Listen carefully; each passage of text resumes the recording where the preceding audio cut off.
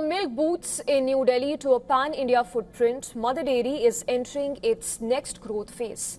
On this edition of Big Business Bet, WION speaks to Mother Dairy and NDDB chairman, Dr Meenesh Shah, that is, about expansion plans, new food categories and the company's biggest business bet yet.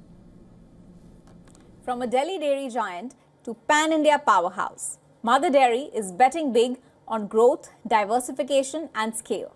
On this edition of Big Business Bet, we speak with Dr Meenesh Shah, the chairman of Mother Dairy and National Dairy Development Board, to understand the road ahead for building the next food powerhouse. We generally take one price increase every year, and that too to compensate farmers for the higher input cost for the farmers level. Last May in 25 we had a price increase, and then very recently we had taken one price increase, again 2 rupees a litre. And in fact in last 1 year already this price increase is factored into the higher amount which is already paid to the farmers. With regard to the current geopolitical tensions which are happening and the crude price going up, the input cost is rising. So it's about 30-35% increase in the some of the inputs which we are buying, like packing material, for example, where plastic is the main raw material.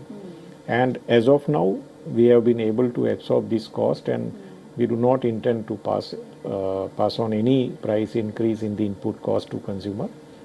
Let's see, how far this pressure continues. At what level the price increase is happening.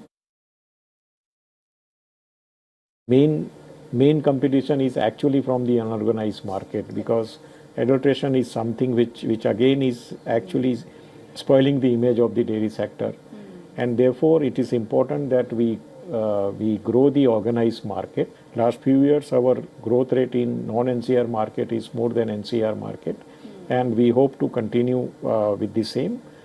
Explore more markets, enter into those markets. Our presence in Bihar, presence in Rajasthan, for example, is giving us a good traction, and going forward we will enter new markets and establish Mother Dairy as a national brand. And Mother Dairy has already committed a capex of about 2,000 crore as of now, not only into milk but also for the products in the fruit and vegetable segment, and we hope to I think invest more in the processing capacities, as I told, establish the presence in the non-NCR market also, and get the growth of 15%, 20% every year for the Mother Dairy, Dhara and the Supple brands. So if we have to extend our value chain beyond milk, I think there is a case for us to enter into fruit and vegetable segment on a large scale, provide better price to the producer, better share of consumer rupee to the producer, and therefore they get encouragement to produce more, they get good price, and at the same time we are giving better fresh products to the consumers also. If there is a growing segment and if there is a need, Mother Dairy can surely come out with the same. It's not a big thing to offer the lactose-free milk. But as of now, I don't think the market has matured for such products in our country. There are some issues as of now.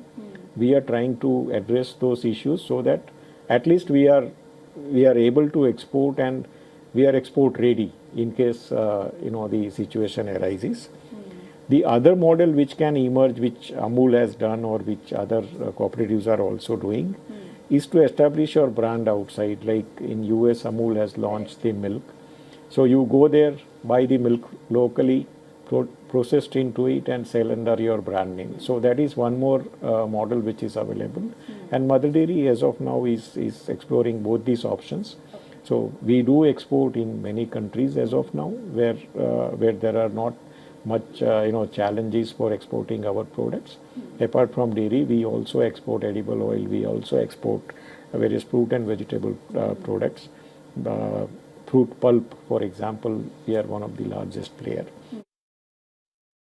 It's not going to be. It is actually. So there is no option for any player, in the market to tap to those markets, be ready with the demand or with the expectations of the consumers, and adapt yourself, make changes into the product portfolio, make changes into the delivery mechanism, and ensure that when the product reaches to the consumer, the proper cold chain is maintained. When the consumer gets the product, it still has the product as per the specifications of the regulatory authorities. So it's a big challenge for all the players, but then there is no other option.